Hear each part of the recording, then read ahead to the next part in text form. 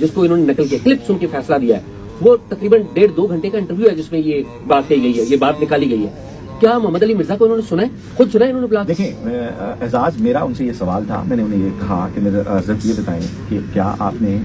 مرزا صاحب سے کوئی رابطہ کیا؟ اچھا, آپ نے پوچھا ان سے, ان کا کوئی موقع بھی آپ نے سنا؟ فیصلہ سنانے سے بالکل آپ نے فیصلہ سنایا ہے, ٹھیک ہے. تو ان کا یہ کہنا تھا کہ کیونکہ ان کا وضاحتی بیان آ چکا ہے اور ہم نے وہ وضاحتی بیان سنا تھا, تو میں نے انہیں کہا کہ حضرت کیونکہ معاملہ یہ عدالت میں ہے اور عدالت وہ وضاحتی کلپ ہونے کے باوجود وہ انجینئر صاحب کو موقع دے گی صفائی کا, اس میں وہ کامیاب ہوتے ہیں ناکام ہوتے ہیں یہ عدالت میں طے کرتا ہے, لیکن انہیں ایک موقع ضرور دیا جائے گا. اور پھر جو ہمارا کرمنل جسٹس سسٹم ہے یہ بھی اسی نظام کے تحت ہے جس کے تحت اللہ تعالیٰ قیامت والے دن ایک نظام ایک عدالت سے جائے گا. دیکھیں اللہ تعالیٰ کے پاس سارا فورینزک ایویڈنس موجود ہوگا, ٹھیک ہے, اللہ کے حکم سے ہاتھ پیر بولیں گے, اللہ کے حکم سے وہ مناظر ہمیں واپس دکھائی دیں گے, لیکن اللہ تعالیٰ خود خالق کائنات بھی ہمیں صفائی کا موقع دے گا کہ تم نے جو سچ جھوٹ اپنی صفائی میں بولنا ہے وہ کہو, اور اس کے بعد پھر ایویڈنس اللہ تعالیٰ کہے گا کہ لائی جائے اور ہمارا سچ اور جھوٹ سامنے آ جائے گا. نہ ان کی جورسڈکشن تھی انڈیویجول فیصلہ کرنا اور نہ اس بندے کو بلا کر سنا گیا. اس بات پر انہوں نے کہا کہ دیکھیں ہم سے تو کیونکہ انویسٹیگیشن جو ایجنسی تھی اس کی رائے تھی, تو میں نے کہا سر آپ نے یہ رائے جب پبلک کی ہے تو آپ مجھے یہ بتائیں کہ اگر مرزا جو ہیں جن کے اوپر یہ الزام ہے اور وہ میں نے اچھا پھر میں نے ان سے ایک اور بات کی, میں نے کہا دیکھیں توہین رسالت, توہین انبیاء, توہین رسالت و انبیاء,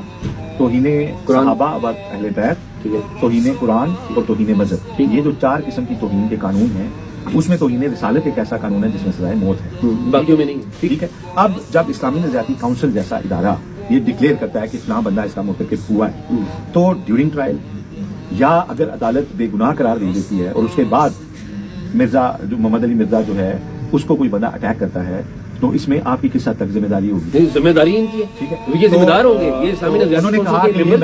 ذمہ دار ہوں, آپ کی رائے ہے, انہوں نے کہا یہ آپ کی رائے ہے. اچھا ٹھیک ہے, یہ میں نے کہا سر یہ کیونکہ ایسا ہوتا ہے پاکستان میں کہ جس پہ یہ الزام ہوتا ہے اس کو سنا نہیں جاتا, ٹھیک بات ہے. دیکھیں اچھا پھر میں نے ان سے ایک اور سوال کیا, میں نے کہا حضرت ایک معاملہ ہے کہ اگر ان 4 توہینوں میں سے کوئی بندہ کوئی توہین کرتا ہے اور اس پہ اصرار کرتا ہے کہ میں نے ٹھیک کیا ہے نعوذ باللہ, تو اس کا اسٹیٹس اور ہوتا ہے, اور اگر کسی سے سامن ہوئی ہو اور یا وہ کہہ رہا ہو کہ مجھے غلط سمجھا جا رہا ہے, میرا مفہوم یہ نہیں تھا,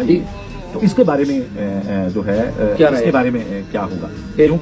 کیونکہ یہ جو وضاحت ہے اس میں بھی یہی کہا گیا اور وہ یہی کہہ رہے ہیں کہ میں نے اس ویڈیو کے آخر میں بھی شروع میں بھی صلاۃ والسلام بھی پڑھا ہے, میں یہ سوچ بھی نہیں سکتا, یہ ساری بات. اچھا تو پھر کیا کہتے ہیں؟ تو انہوں نے کہا جی کہ بات یہ ہے کہ